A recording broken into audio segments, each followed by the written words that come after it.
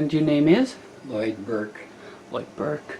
Mr. Lloyd Bourke, can you tell me something about yourself, about your family, about your...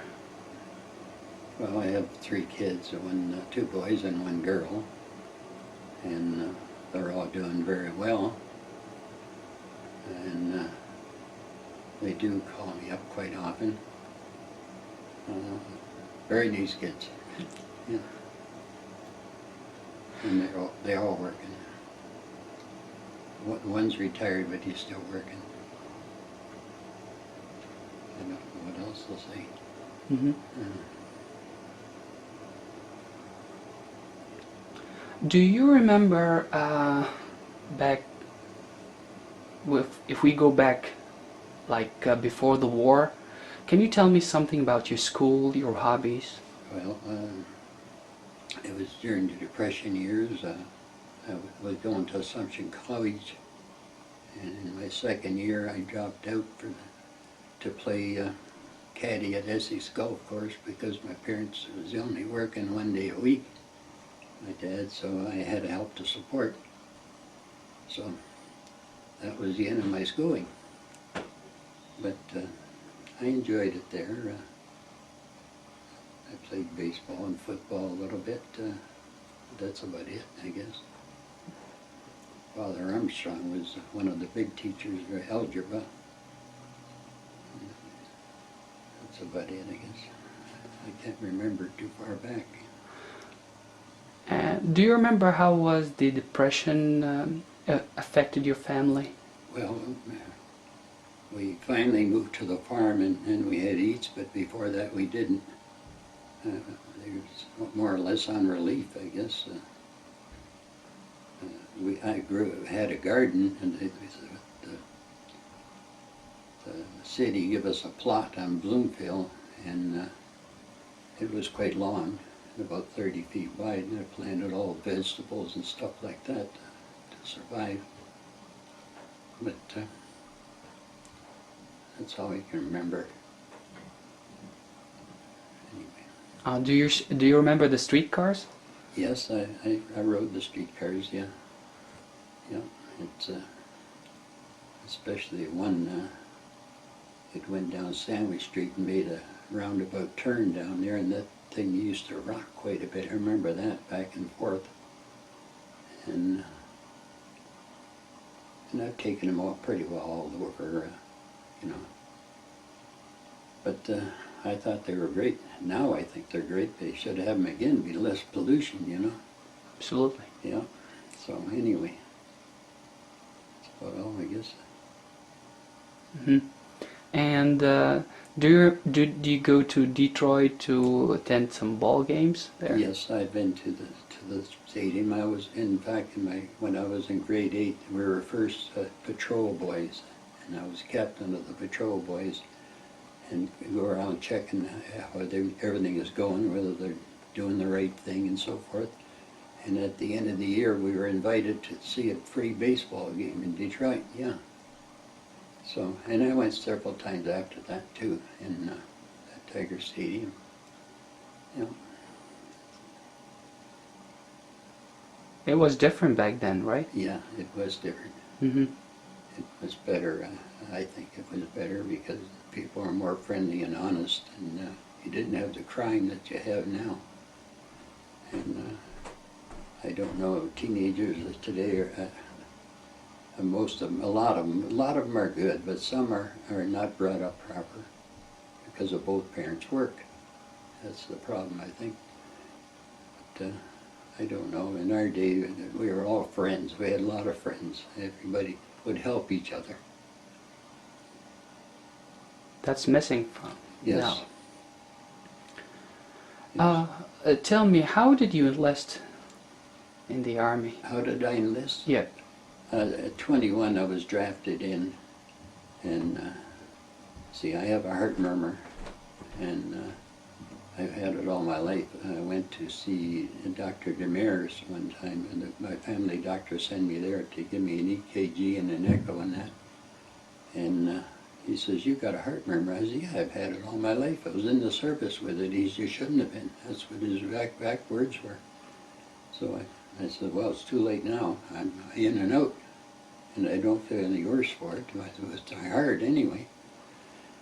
So anyway, but now I'm beginning to wonder because I got a valve that's not opening and shutting proper. They tell me, and they want to inject dye to check it out with x-rays.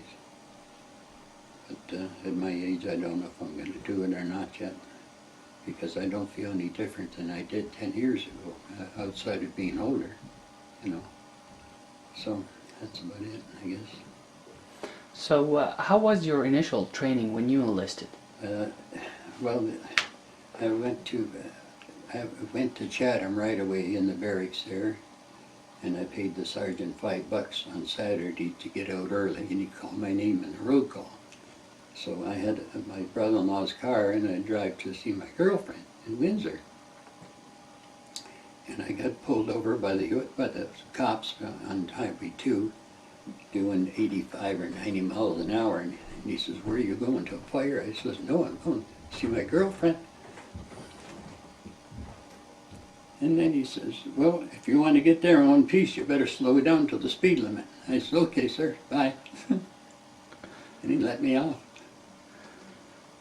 And then from there I went to Camp Borden, and I don't know, it wasn't there that long, but they had a 20-mile route march, I remember that. And they also, out in the parade square with those little wedgie hats on the top, and it was 20 below zero. And it was so cold, the horns in the band froze up and they couldn't play. And they made us stand there for the longest time. A lot of the guys' ears froze. Yeah, they were taking snow and rubbing it on. I remember that, getting thawed back again. But then from there I went to Burt, Nova Scotia, and we were there for 1 week, but we were CB to camp. We didn't know, we thought we were going to go on a boat to Halifax, but they kind of fooled us. They put us on a train and went all the way through nonstop, couldn't get off the train to New York, and got on the Queen Elizabeth and went over in the Queen Elizabeth. And I talked to some of the crew there, and they said that was the first time that they put a new engine or something in it, and they couldn't open it up. They would vibrate to pieces. That's what they told me. And it only took 3 days to go over, and they changed course every 7 minutes, so the submarines couldn't line up to fire. And all we had is, we had no boat support, just planes once in a while. And they had all top deck with tracer boats. That's where I was stationed, right on the top deck in the center, so that for that crossing to Aldershot. Then from Aldershot I went to Broombridge, a little town in Broombridge. And there we had a lot of real training, because they put our division against the police division, and there was just as many casualties as a real war. This I thought strange. Why would they put our divisions against our own people, you know? And the casualties the same amount as the war. So, and our colonel, he was a really strict guy. Colonel Cope from Kitchener. I was with the Kitchener outfit, and he was really strict. He said anybody that gets taken prisoner is going to get 7 days CB. But he was the one that was taken prisoner. So it turned out okay, yeah. And then he gave us another 20-mile route march after dark. We got in the back of the lorry, the trucks, they call them lorries, with canvas down, and you couldn't see where you're going. They take us 20 miles out, and they give us a map and a camouflage flashlight, and you got to make your way back to the barracks by morning, or you're in trouble. Two guys together, and you can't take any roads. You got to go cross country. So that was kind of rough, but I made it anyway. So what did you do in your spare time? Well, I didn't have that much spare time. It seems like I was always moving, I was going, and I wasn't at one place very long, and I was gone. I can't remember if I was even a month in England. I know they went up to the northern part once, but we were only there a couple of days, and then back on a boat to Italy. But there was a series of boats going, and one of them got bombed from the plane, And ours was all, they missed the bomb, but they got the strapping with machine guns on the deck. But we all cleared from the top deck when the announcement come on. We had to get off the top deck. But I remember the thing was full of holes in the top. If we had been there, we could have been killed. And the one ship made it to Africa. It didn't sink, so thank God for that. We didn't lose it. But they got a few men hurt, though. And there was a lot of escorts. These little, what do they call them, corvettes, or I can't remember. Where you see them for 1 minute, next minute they're gone. They're so small, they're down below the wave, you can't see them no more. They had quite a few of those, and I don't know how many ships we had. We had quite a few, but I can't remember. How long what the trip took? From England to Italy? Yep. Oh, I can't really remember. It took more than 1 day, I know that for sure. And from Canada to Britain? From Canada to Britain, only 3 days, and the Queen Elizabeth. 3 days? Yeah. It was fast, huh? Yes, it was fast. It took me 8 days to come back. But I flew from Amsterdam, Holland, by plane. In fact, the plane waited 10 minutes for me. And then it got off at Aldershot, then I got on the boat to come back. But the reason I went ahead of my unit, 2 months ahead, the war was over. In 46, I come home. Friday the 13th. No, December the 13th. It was just before Christmas. And it was 16 below out in Windsor. I remember that when it would come. And my dad and mother picked me up, and my girlfriend was there. But I can't remember anymore. It's Do you remember how the food was like on board? on the ship. On the ship? The ship, the food was pretty good, yes, but it wasn't good on the land. I got so tired of that, what they call bully beef and hardtacks, especially the Canadian hardtacks that were so hard to chew. But the Americans had the nice soft ones, and I used to trade sometimes with them too. You had to soak it in water to chew on it. Yeah, and I always had a bottle of wine in my Jeep, because then the big truck had a big wicker basket full of wine, so it fell up there. And I didn't want to drink the well water because it could be poisoned. And I used to shave with the tea because that's the only thing that was hot. So, and another thing, in Italy, when we come out for a rest, our colonel put us in an empty building, all cement floors, and no heat, and the snow on the ground. And we had to sleep on the cement floors. I never slept in a bed till we went to, after we conquered Italy. We had a new colonel, and we went to Belgium for a week's rest. And the mayor there said, we'll put so many in each house, and he agreed upon it. And I and my boyfriend ended up at a hotel. And the first thing in the morning when he'd wake us up, he'd had a bottle of beer there on that table for us, 2% alcohol. So that was great. And then from there into Holland and then Germany. Tell me, Lloyd, what was your first impression when you got to Italy? Well, I was scared. I was really scared. I could hear all the guns and everything going off. And it kind of turned out bad. Because a friend that I joined up with got killed. Well, you were on the front lines? Yeah. I was in the front to pick up the casualties, and all I do is put the white powder on and give them a shot of morphine, or bandage them up and throw them in the Jeep. I had 4 stretchers on the Jeep, and the driver would drive, and sometimes I'd take turns with him. And it was kind of rough, especially once I remember going through the mountains in pitch dark, the fog and rain, and you couldn't go off the road because it could be mines. So one of us had to walk on the street while the other drove. You know, he could only go maybe 3-4 miles an hour at the fastest, and it took us over 2 hours to get in. And when we did, I was soaked right to the bone. And I never drank my shots before, but they kept at me. This will warm me up. And the sergeant gave me a double rum. And they said, all you got to do is drink it down. Well, me that never drank before, and then I drank it down, and I almost choked to death. I couldn't breathe. And they were all laughing. I'll never forget that. But it did warm me up anyway. The sad part was, I was so tired and everything. I laid in the stretcher in the next room where the doctors were doing all the work. And the next morning I see another stretcher behind me. It was one of my casualties that had died. And I felt so bad because I thought maybe we could have went faster than we did, but it would have been unsafe, so I don't know. I kind of blame myself a little bit. That's casualties of war. Do you remember what was the medical facilities were? It was tents. Tents. Yeah. They were just behind the lines, and they would set up a tent if there was no buildings, and the doctors all worked in there, and they had their own power generator. And it's a sad thing to see.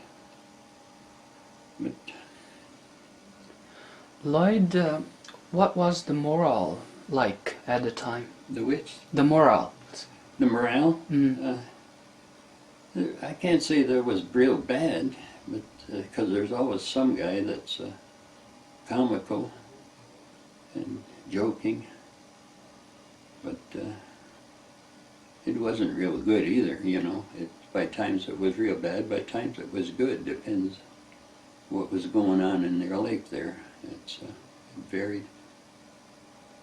And I remember once our sergeant, we come in for a rest, and he arranged with the Italian family to cook spaghetti and meatballs. And we went to that, and he had wine, and that was one of the best spaghettis I've ever had in my life at that place. Anyway. So you didn't have any doubts that the war was gonna be, you're gonna win the war? I did towards the last. I brought in a German officer that was wounded, and he had a artillery compass around his neck, and it was made of plastic and floating in oil. This is something we didn't have plastic then. And he says, would you like this for a souvenir? And I said, sure I would. So he gave it to me, and then he says, we've won the war, it's just a matter of time, he says. We're the losers. We won it, we're going to win it. So, now in Italy there was, I think, 93,000 Canadians. I got papers on that, I cut out, and they had over 230,000 Germans and Italians. Italians were fighting Italians in Italy, you know. Some were on the Mussolini side and the others were on our side, so you didn't know who to trust. That was a bad thing, and especially in Lombardy Plains, when they put a bunch of tanks in there, they knew they expected us coming. They had pillboxes made of cement. You couldn't pierce them with bullets or anything. And I forget how many tanks they knocked out, but boy, a bunch of them. It's crazy. That was in the Lombardy Plains. I can't remember all the things that went on. I went to a psychiatrist for over 6 months here, Dr. DeMermott, on Wyandotte, and he tried to erase a lot of stuff because I was getting flashbacks at night and I couldn't sleep. So they suggested I go and see him because he's a vet, and he says, they're real good, he's real good. So I went. So I went over 6 months and he helped me a lot. Yeah. So after you conquered Italy, what happened after that? Well, after that, we just got in our trucks and a convoy, the whole divisions, and went to Belgium, France. Mm-hmm. Belgium, past France, through France into Belgium, and then we got a week's rest, and then back into action in Holland and Germany. So, and after the war, they put me on a large ambulance, and I was hauling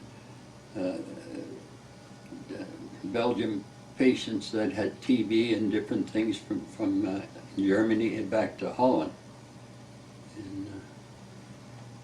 And then what I guess I was doing that for about 3 months, I guess. I can't really remember. And then I got the news that my mother had a heart attack, and the doctor said he went to the army and said I should come home. So that's why they flew me from Amsterdam, Holland, to Liverpool, and then by boat. But the thing is, they said I had 1 hour to get there, and had to pack and get there, and it took an hour to travel there, you know. So everything was done in a rush. And I had brought a guitar with me all through the war, but I hardly played it. All the other guys played it, and they just loved it. It was a Gibson guitar. And I had to ship that home. I couldn't carry it. So they helped me make a box for it. And I had to cut the end of the guitar off because it was too long. They had regulations on the length of the carton that we made, so I had to cut it off, and I sent it home. And after I got home, there was a cord that they used to put around their neck to hold it standing up, and I went to pull the plug to replace the cord, and the guitar cracked all the way around. And I thought to myself, the damn thing went through the war, but get back home and it breaks. When you left Holland, do you remember how was the people there? Oh, the people were nice there, yeah. Yeah, and I bought an electric